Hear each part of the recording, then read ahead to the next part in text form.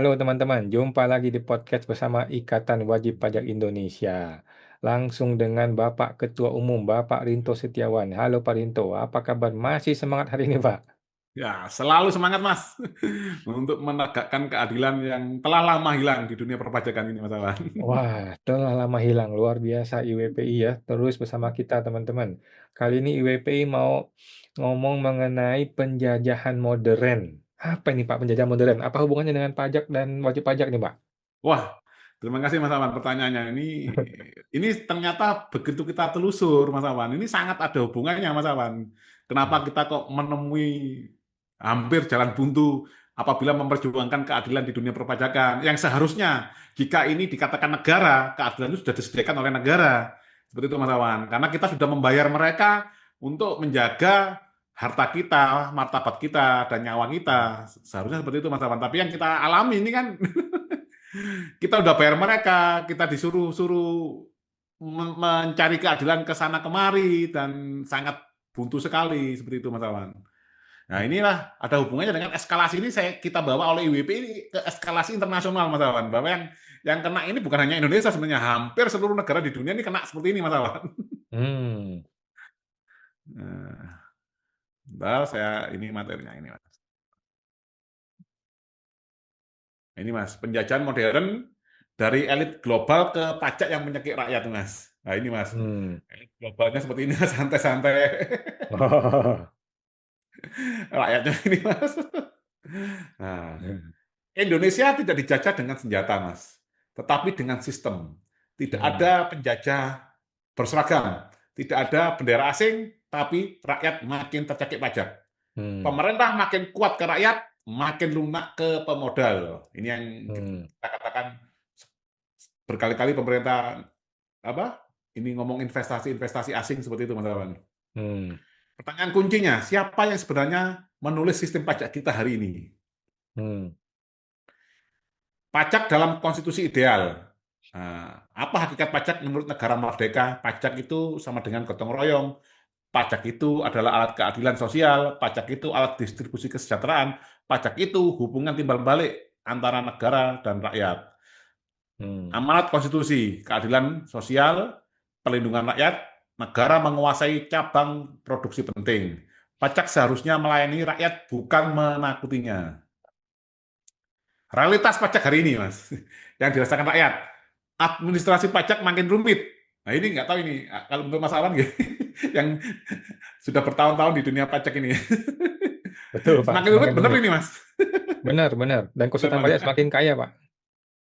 Gimana, Mas? Konsultan pajak semakin kaya, Pak. Oh, berarti Mas Awan juga semakin kaya ini. Untungnya saya enggak sih, Pak. Sanksi makin cepat dan berat. Aparat makin kuat secara kewenangan. Rakyat kecil minim perlindungan. Pajak berubah dari alat keadilan menjadi alat kepatuhan. Dari mana desain pajak ini datang? Bukan murni desain nasional. Ini Mas yang menarik, Mas. Hmm. Hmm. Sumber pengaruhnya adalah dari mana, Mas? Dari OECD, Mas. Ini organisasi OECD. Nah, Hmm. ini yang menetapkan BEPS, Global Minimum Hmm. Tax, Mas. Hmm. IMF dan World Bank. Nah, ini kita tahu kemarin kita menteri sebelum Pak Purbaya, Pak Sri Mulyani Hmm. adalah Hmm. orangnya IMF dan World Bank, nah gitu Mas Awan. Ya Hmm. ini standar internasional perpajakan, investor dan pasar Hmm. modal global. Negara Hmm. sering berkata ini standar global, mau tidak mau kita harus ikut. Peran Hmm. OECD dalam pajak, Mas. OECD ini penulis norma pajak global. Ini Hmm. OECD menetapkannya sangat banyak, Mas. Transfer Hmm. pricing, BEPS Action Plan, pajak minimum global, dokumentasi dan compliance standar. Hmm. Nah, apa hubungannya dengan Indonesia, Mas? Indonesia adalah key partner, Mas. Jadi partner kunci negara OECD. Kandidat anggota, policy taker, bukan policy maker. Jadi OECD ini terdiri dari 32 negara yang sudah lumayan maju, Mas Awan. Hmm. Nah, anehnya Indonesia ini bukan anggota OECD, tapi dia itu menggunakan standar OECD itu, Mas Awan, negaranya. Hmm. Nah, ini OECD ini kalau mengikuti standar OECD ya ini, Mas. Ini kan ada istilah kita ini, benar Mas ya? Ada transfer pricing, benar nggak Mas ya? Ya. Ya. Hmm. Jadi standarnya dari mereka, Mas Awan. Hmm. Kalau arsitek teknis pajak, ya ini ada 4 besar. Big Four Hmm, Mas ya. Ini konsultan. hmm, Nah ini ada Deloitte, PwC, KPMG, dan EY. Peran Big Four ini ada apa Mas? Menyusun interpretasi pajak. Nah, hmm, makanya kan ada orang-orang apa? Ini kan juga punya Mas ya, perusahaan-perusahaan ini kan punya di Indonesia Mas ya, hmm, cabang Mas ya. hmm. Punya nggak Oh, Mas ini Mas? punya apa? Deloitte, PwC, ada ya cabangnya di Indonesia kan ya? Ada, lengkap, ada banget.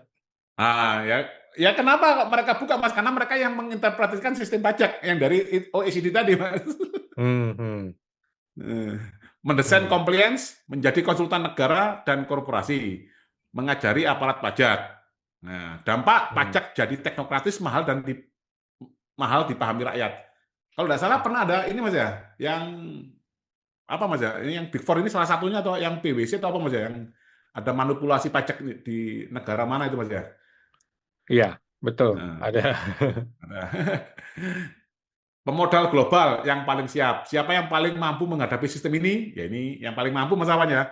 Korporasi besar, perusahaan multinasional, investor global. Karena apa? Mereka punya konsultan, Hmm, punya struktur internasional, punya daya tawar. Yang lemah bukan tidak patuh tapi tidak mampu. hmm. Kira-kira ini masalah nggak Mas? Masuk. Elit nasional itu adalah operator sistem Mas. Di sini masalah utamanya, Mas. Elit nasional itu menerjemahkan standar global, menulis undang-undang PMK, menegakkan aturan ke rakyat. Elit nasional ini ya, ini Mas, lembaga kepresidenan, lembaga kementerian, DPR, MPR, DPD, dan pengusaha-pengusaha besar, Mas Awan. Hmm. Lalu, yang seperti kita ketahui kemarin ada masalah, misalkan pajak masalah jarum, kan sudah langsung hilang kasusnya, Mas. Masuk peti kemas. Nah, tapi lebih takut pada rating dan investor. Hmm, Kurang mendengar jeritan rakyat. Elit nasional menjadi perpanjangan tangan sistem global. hmm, Pajak jadi alat tekan, dampak nyata ke rakyat. hmm, Makin takut buka usaha, Mas. UMKM takut buka usaha. Terus WP patuh tapi tetap diperiksa. hmm, Sengketa pajak berat sebelah, yang seperti kita alami Mas Awan sampai ke MK. hmm. Akses keadilan mahal. Pajak kehilangan ruh gotong royong berubah jadi alat kontrol sosial. Ini bukan konspirasi, Mas. Ini yang seperti diutarakan banyak-banyak media, Mas ya. Ini adalah konspirasi elit global. Sering nggak dengar kata-kata itu, Mas? Ya, betul. Nah, ini bukan konspirasi, Mas Awan. Ini adalah terstruktur, Mas. Tidak ada Hmm, rapat rahasia, tidak ada elit gelap, tidak ada penjajahan formal. Yang ada adalah standar global, elit lokal atau nasional, elit nasional sebagai operator, rakyat sebagai objek. Penjajahan modern itu legal dan rapi. Ini hmm, Mas, ini dari guru kita Cak Nun, penjajahan yang paling berbahaya adalah ketika kita menganggap cara berpikir orang lain sebagai satu-satunya kebenaran. Pajak hari hmm, ini benar menurut sistem, salah menurut rasa keadilan rakyat. hmm, Hmm. Nah, dampak jangka panjang jika dibiarkan. Rakyat menjadi apatis, kepatuhan semu, pajak dibenci, negara kehilangan legitimasi moral. Negara kuat secara hukum tapi lemah secara kepercayaan. Ini Mas, apa alternatifnya? Pajak berdaulat dan berkeadilan. Pajak berbasis kemampuan real, perlindungan wajib pajak kecil, pemerintah kuat ke pemodal, dan adil ke rakyat. Aparat sebagai pelayan bukan penguasa. Pajak harus kembali dari rakyat, oleh rakyat, dan untuk rakyat. Pertanyaan terakhir, apakah kita ingin negara kita yang patuh pada sistem global atau negara yang setia pada rakyatnya sendiri? Pajak adalah cermin kedaulatan bangsa. Ini Mas, call to action-nya Mas. Buka diskusi publik, evaluasi desain pajak nasional, perkuat posisi rakyat, kembalikan ruh keadilan. Seperti itu Mas Awan. Oke, luar biasa, mantap Pak Rinto WPI ya. Tapi Pak, ini kan seperti racun yang sudah menjalar ke seluruh dunia. Ya. Kemudian Indonesia sudah masuk paguyuban perdamaiannya Donald Trump tuh, yang bayar sekian triliun itu. Jadi kita ini mau gimana Pak? Kalau kita belok arah melawan elit global, yang terjadi malah dijatuhin Pak pemerintahnya Pak. Di Nepal kan kita Pak. Jadi gimana tuh? Sangat sangat menarik sekali pertanyaan Mas Awan. Ini saya jawab dengan gambar aja Mas ya. Biar Mas Awan Oke, ada gambaran gitu loh Mas. oke. Hmm. Udah kelihatan Mas ya? Sudah masuk penjajahan modern ya. Nah, ini ilustrasinya Mas Awan. Ini kan penjajahan modern ya. Cara Hmm, penjajahnya itu apa Mas Awan? hmm, Dia melalui lapisan pengaruh dan konsensus dunia. Dia hmm, menjadikan sila keuangan yang baku Mas Awan. hmm, Ini elit global itu dia itu menjadikan sila keuangan yang maha kuasa Mas Awan. Orang kalau nggak punya uang, lo nggak bisa hidup gitu Mas Awan. Jadi kita dijauhkan dari Tuhan, gitu, Mas Awan.